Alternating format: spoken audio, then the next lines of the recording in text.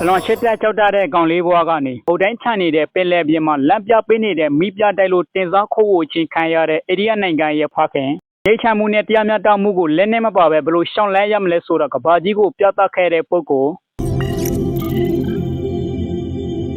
မဟာတမဂန္ဒီကို1869ခုနှစ်အောက်တိုဘာလ2ရက်နေ့မှာအိန္ဒိယနိုင်ငံဂူဂျာရတ်ပြည်နယ်ရှိဖိုဘန်ဒါမြို့ငယ်လေးမှာမွေးဖွားခဲ့တယ်။သူရဲ့အမည်ရင်းကမိုဟန်ဒက်စ်ဂရစ်ချန်ဂန္ဒီဖြစ်ပေမဲ့နောက်ပိုင်းမှာလူအများကသူ့ကိုမော်မြတ်တဲ့ဝိညာဉ်လိုအဓိပ္ပာယ်ရတဲ့မဟာတမဆိုပြီးခိုးဝေါ်ခဲ့ကြတယ်။ငယ်စဉ်ကဂန္ဒီဟာအလွန်ရှစ်တက်ပြီးကိုယုံကြည်မှုမရှိတဲ့ကောင်လေးတစ်ယောက်ဖြစ်ခဲ့တယ်။သူရဲ့မိခင်ဖြစ်သူပူတရီဘက်ရဲ့ဘာသာရေးကိုက်ဆိုင်မှုနဲ့ရွှေရှင်းတဲ့နေထိုင်မှုပုံစံတို့ဟာသူ့အပေါ်များစွာတဲရောက်မှုရှိခဲ့တယ်။အသက်16နှစ်မှာဝေါ်လို့တို့ရရှိနေတင်တန်းတဲရောက်ဖို့လန်ဒန်ကိုတွားရောက်ခဲ့ပြီးအခက်အခဲများစွာကြားမှာပညာသင်ယူခဲ့ရတယ်။အိန္ဒိယကိုပြန်ရောက်တဲ့အခါရှင်းနေအဖြစ်အသက်မွေးရန်စူးစမ်းခဲ့လေတရားရုံးမှာစကားပြောဖို့ရှေ့ရွံ့နေတဲ့အတွက်ဆင်မပြေဖြစ်ခဲ့တယ်။1893ခုနှစ်မှာဂန္ဒီကအလုပ်ကိစ္စနဲ့တောင်အာဖရိကကိုသွားတဲ့အခါဒီခီးစဉ်ကပဲသူ့ရဲ့ဘဝကိုပြောင်းလဲသွားစေခဲ့တယ်။ယထာစီဖို့ပထမတန်းလက်မှတ်ရှိပေမဲ့လူဖြူမဟုတ်တဲ့အတွက်ယထာဘုံမှာအတင်းအဓမ္မနှင်ထုတ်ခံရတဲ့ဖြစ်ရဟာသူ့ကိုလူမျိုးရေးခွဲခြားမှုကိုတွန်းလှန်ရန်လှုပ်ဆိုပေးသလိုဖြစ်သွားခဲ့တယ်။သူကအကြမ်းဖက်တဲ့နီလန်ဖြစ်တိုက်ပွဲဝင်တဲ့သစ္စာတရားရဲ့စွမ်းအားလို့အဓိပ္ပာယ်ရတဲ့ဆရယဂျရဟာနီလန်ကိုစတင်အသုံးပြုခဲ့တယ်။1915မှာအိန္ဒိယကိုပြန်ရောက်တဲ့အခါ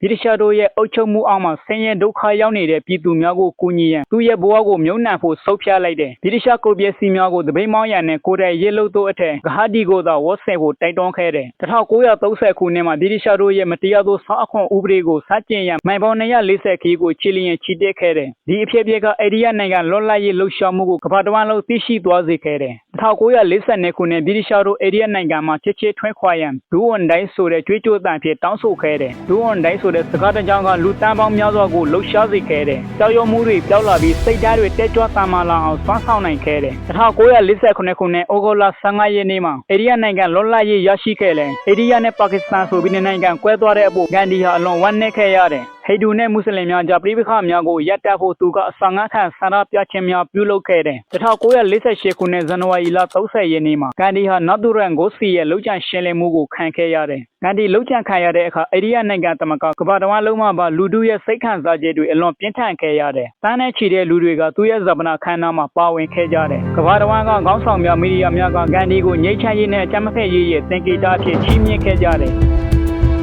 တက်မှတဲ့ပြိုရှင်မှုကအရာဝတ္ထုပစ္စည်းများမှမဟုတ်ပဲတခြားသူများကိုကူညီခြင်းမှလာတဲ့ဆိုတာကိုပြသခဲ့တယ်ဘလို့ပဲခက်ခဲပါစေကိုယ့်ရဲ့ရည်မှန်းချက်အတွက်ဘယ်တော့မှအရှမွေးပေးဖို့လှုံ့ဆော်ခဲ့တယ်လက်နဲ့မပါပဲငြိမ်းချမ်းရေးနဲ့တရားမျှတမှုစီကိုဘလို့ရှောင်လန်းရမလဲဆိုတာကျွန်တော်တို့ကိုပြသခဲ့ပါတယ်